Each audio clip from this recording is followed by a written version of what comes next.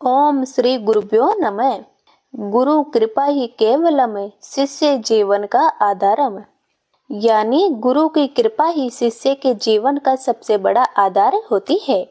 गुरु के आशीर्वाद और मार्गदर्शन से ही शिष्य को ज्ञान, सद्बुद्धि, सफलता और जीवन का सही मार्ग प्राप्त होता है। प्रिय भक्तों, आज आषाढ़ मास की पावन पूर्णिमा है, जिसे गुरु पूर्णिमा और व्यास पूर्णिमा के नाम से भी जाना जाता है। आप सभी को इस पवित्र पर्व की हार्दिक शुभकामनाएं। आज आप सब सुनेंगे गुरु पूर्णिमा की संपूर्ण व्रत कथा।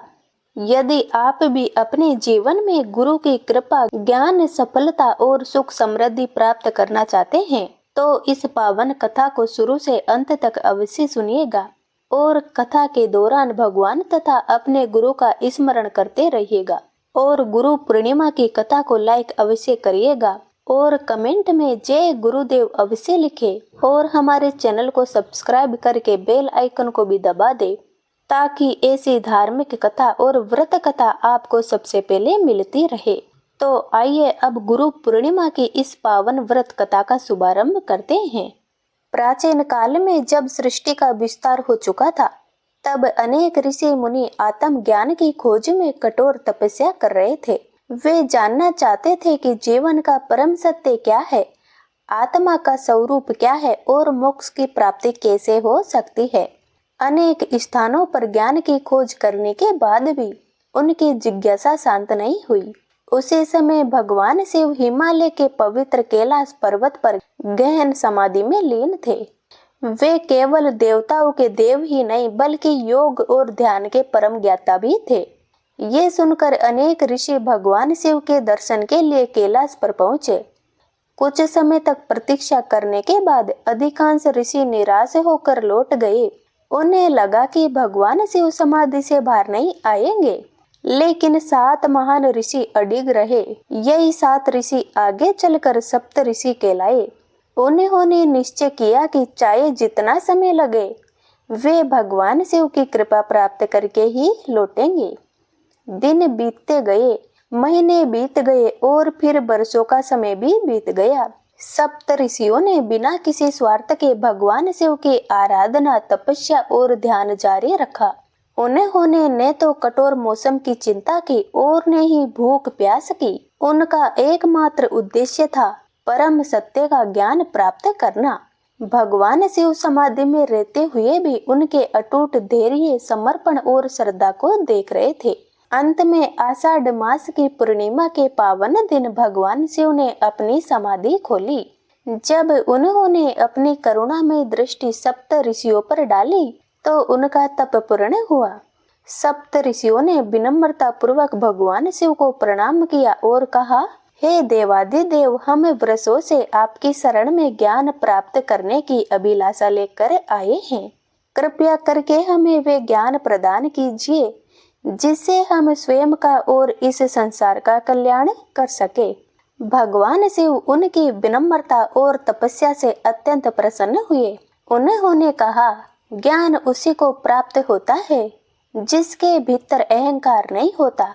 गुरु वही बन सकता है जो स्वयं सत्य को जान ले, और शिष्य वही कहलाता है जो श्रद्धा, धैर्य और समर्पण के साथ ज्ञान ग्रहण करे। इसके बाद भगवान शिव ने सप्त ऋषियों को योग, प्राणायाम, ध्यान, आत्मज्ञान, कर्म योग, वैराग्य और मोक्ष का दिव्य उपदेश दिया। उन्होंने बताया कि मनुष्य का सबसे बड़ा शत्रु उसका अहंकार है और सबसे बड़ा मित्र उसका विवेक है। भगवान शिव ने कहा, जो अपने मन को जीत लेता है वही संसार को जीत लेता है। जो अपने गुरु का सम्मान करता है और उनके बताए मार्ग पर चलता है, उसके जीवन से अज्ञान का अंधकार दूर हो जाता है। कई दिनों तक भगवान शिव सप्त ऋषियों को योग और आत्म ज्ञान की शिक्षा देते रहे। जब उनकी शिक्षा पूर्ण हुई, तब भगवान शिव ने कहा, अब तुम इस ज्ञान को अपने तक सीमित मत रखना। संसार के कल्याण के लिए इसे जन जन तक पहुंचाना, यही सच्ची गुरु दक्षिणा होती है। भगवान शिव की आज्ञा पाकर सप्त ऋषि पृथ्वी के विभिन्न दिशाओं में चले गए उन्होंने असंख्य लोगों को योग, ध्यान, धर्म और आत्म ज्ञान की शिक्षा दी। धीरे धीरे गुरु शिष्य परंपरा पूरे भारत में फैल गई और ज्ञान का प्रकाश चारों ओर फैलने लगा। इसी कारण आषाढ़ पूर्णिमा के दिन भगवान शिव आदि गुरु के रूप में प्रकट हुए और सप्त ऋषियों को प्रथम शिष्य बनाकर दिव्य ज्ञान प्रदान किया। तभी से इस पावन तिथि को गुरु के सम्मान और कृतज्ञता के पर्व के रूप में गुरु पूर्णिमा मनाया जाता है और कृतज्ञता के रूप में गुरु पूर्णिमा मनाई जाती है।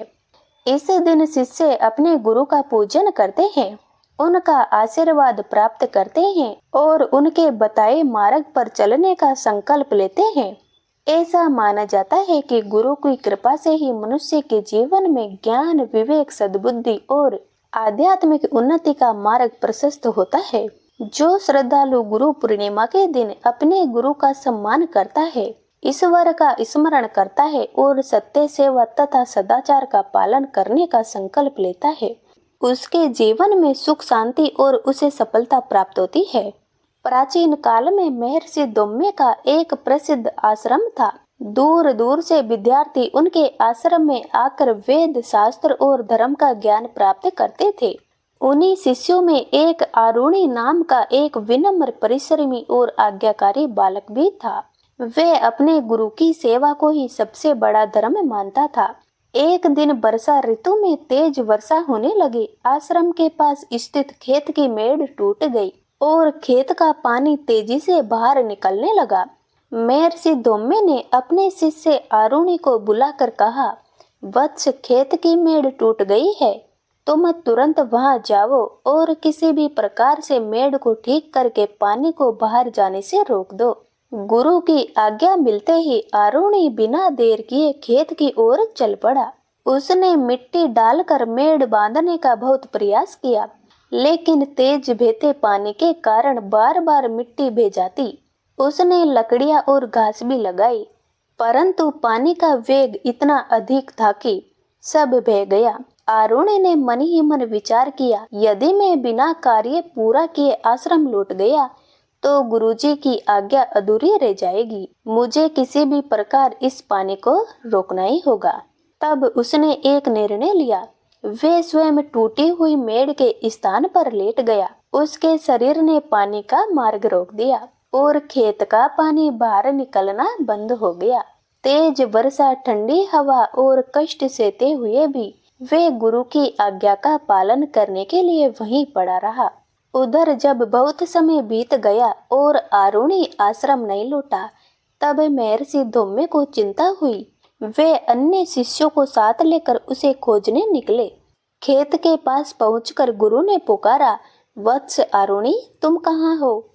तभी मेड़ के पास से धीमी आवाज आई, गुरुदेव, मैं यहाँ हूँ। आपकी आज्ञा का पालन करने के लिए मैं स्वयं मेड़ बनकर लेटा हूँ ताकि पानी बाहर न निकले। ये सुनकर महर्षि दौम्य की आंखें भर आई। उन्होंने तुरंत आरुणि को उठाया, उसे अपने हृदय से लगाया और कहा, वत्स, आज तुमने सच्चे शिष्य का धर्म निभाया है। तुमने अपने सुख दुख की चिंता किए बिना गुरु की आज्ञा का पालन किया है। मैं तुम्हारी इस गुरु भक्ति से अत्यंत प्रसन्न हूँ।